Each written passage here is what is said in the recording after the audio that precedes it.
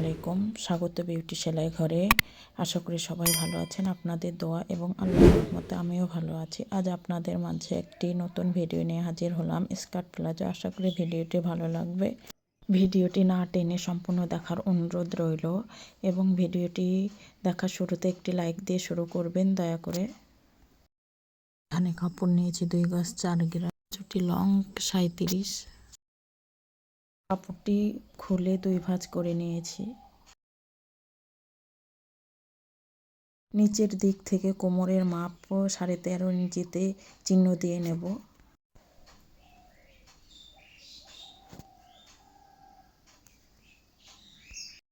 উপরের দিক থেকেও 13.5 ইঞ্চিতে চিহ্ন করে রেখেছিলাম। এরপরে আড়াআড়ি করে দাগ টেনে নেব।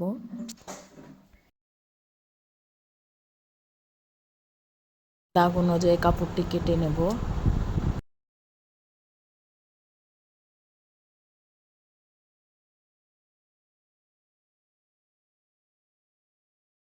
পরে 2 পার্টটি একত্রে করে নেব।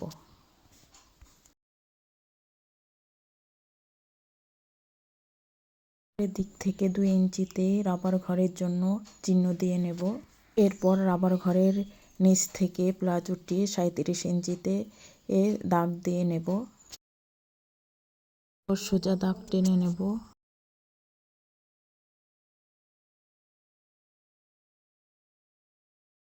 রাবার ঘরের নিচ থেকে কলির জন্য 17 ইঞ্চিতে হাইয়ের মাপে চিহ্ন দিয়ে নেব।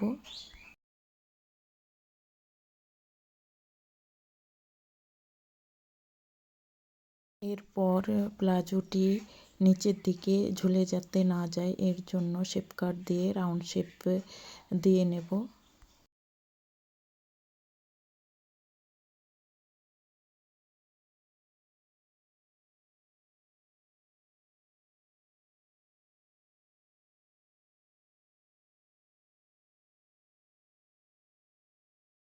এরপর দাগ অনুযায়ী কেটে নেব।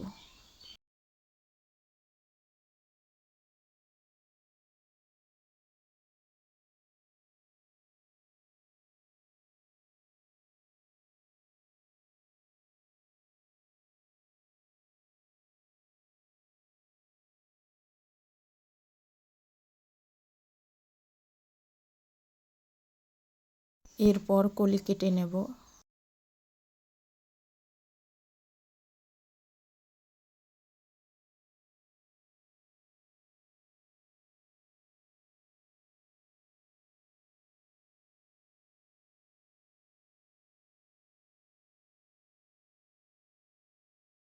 রেখে হাইয়ের মাপটি ঠিক আছে কিনা দেখে নেব।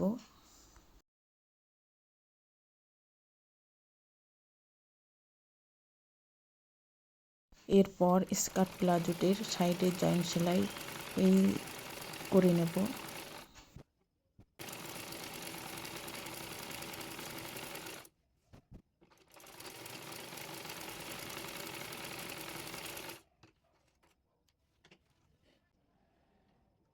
একইভাবে অপর পাশের সাইডটিও সেলাই করে নেব।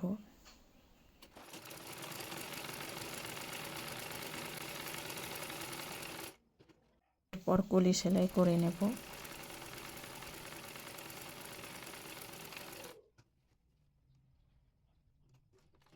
চাপ সেলাই করে নেব।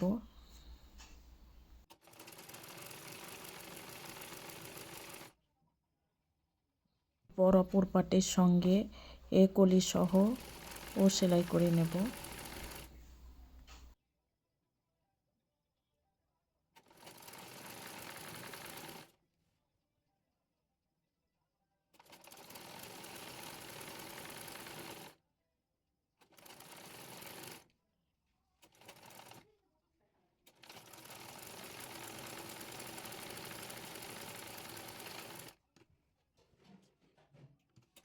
ভাবে চাপ সেলাই দিয়ে নেব।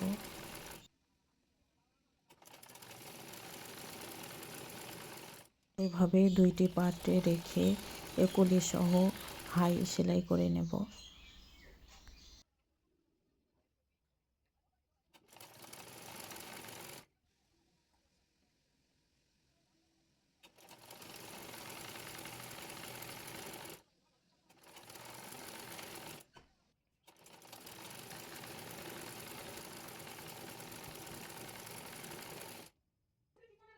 রাবার সেলাইয়ের জন্য 2 সুত মুড়িয়ে সেলাই করে নেব।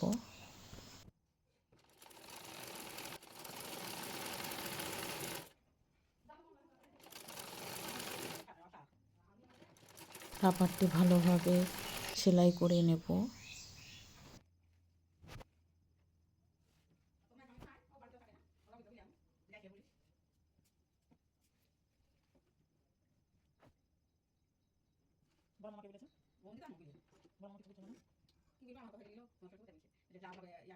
রাবারটি রেখে এই কাপড়টি মুড়িয়ে ধীরে ধীরে রাবারটি টেনে সেলাই করে নেব।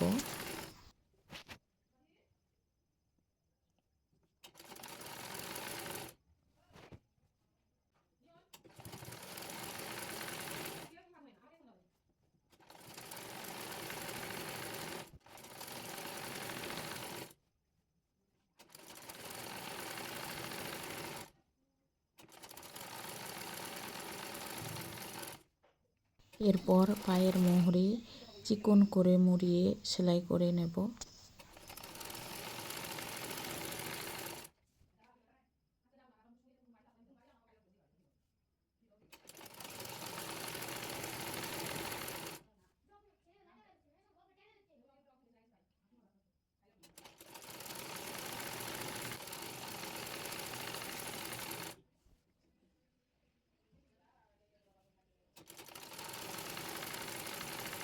একইভাবে অপর পাশটিও সেলাই করে নেব।